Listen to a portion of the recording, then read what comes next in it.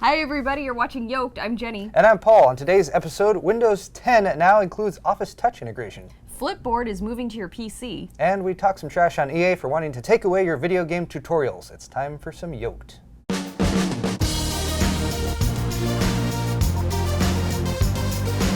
In order to further demonstrate how Windows 10 will be the great unifier among OSs, Microsoft has given a first glimpse of a few Office apps that have better mobile and touch integration than previous iterations for Android and iOS. In this video from Office Mechanics, Microsoft Office's YouTube channel, the hosts demonstrate how easy it will be to manipulate information into tables and then into charts for presentations with only a few finger swipes. That stuff used to take hours and a PhD in pivot tables to navigate back in the Office 03 days. In any case, Microsoft will be continuing to demonstrate the capabilities of Windows 10 in the coming months prior to launch. If Office updates don't pique your interest, we should also be hearing more about gaming and Xbox One integrations with DirectX 12 soon, so keep your eyes peeled for updates. If you have Flipboard on your phone, you know it's a bigger time sink than Pinterest. There are so many articles, videos, topic sections, and ways to consume the information you are interested in most that once you start flipping, you'll lose hours of your life. It's only when your stomach is grappling for sustenance do you realize what has happened. Well, we have good news. Now Flipboard can keep you from being bored on your PC as well. Flipboard is on the web, and now you can get all of your subscribed to content through your Flipboard account on all of your devices. Though the flip action of Flipboard in a touchscreen is what makes it fun. I feel like a cat with a roll of toilet paper. The designers have created subtle animations and smooth scrolling to woo us onto the web platform. They toss around the words beautiful and elegant in their promotional video a lot, and we are inclined to agree.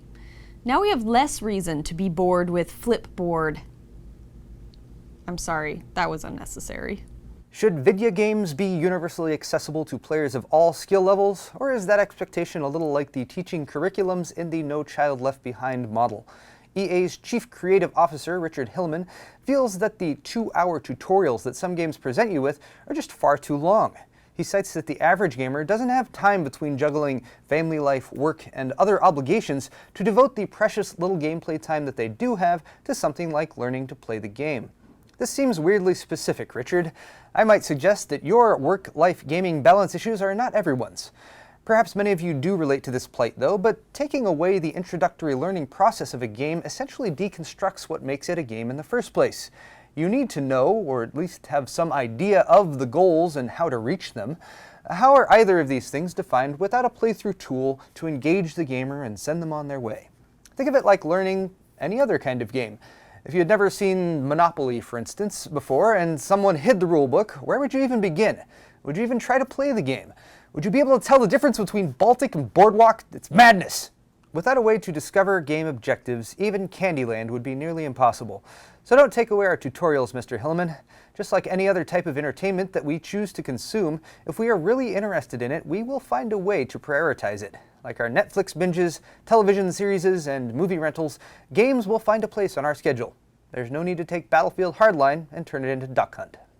Usually this is the part of the show where we do something goofy and funny, and we try to entertain you guys. But today, we're just not in a big funny mood. This is going to be our last episode of Yolk'd until March. We're going to be going down to doing it once a month in order to focus on other things. We'd like to hear from you though, so please give us your feedback. What would you like to see on the channel? Where would you like to go? That's right. If you guys have been following Newegg TV for a while, it started all the way back in 2008. We've done a lot of different things on the channel over the years, but right now we're looking at what we might want to continue doing the same or what we might want to do differently. So if you guys have been watching and if you guys have an opinion, please leave us your comments down in the comment section down below. We're looking at what has been our regular content, such as the Yolk'd shows that we've been doing on a weekly basis, as well as the Alt-Tab live show that we've been doing on every Friday. But we also have other content such as product overviews and that type of thing. So if you have a favorite type of video that you've seen on Newegg TV in the past, let us know down in the comment section. Let us know what you feel about our regular content as well. And if nothing else, it's been fantastic bringing you guys the Yolk'd show on a weekly basis for as long as we have. And thank you for all of your support. We really appreciate it. We can't do this without you guys. So until it'll be the second Wednesday in March, we've just been Yolk'd.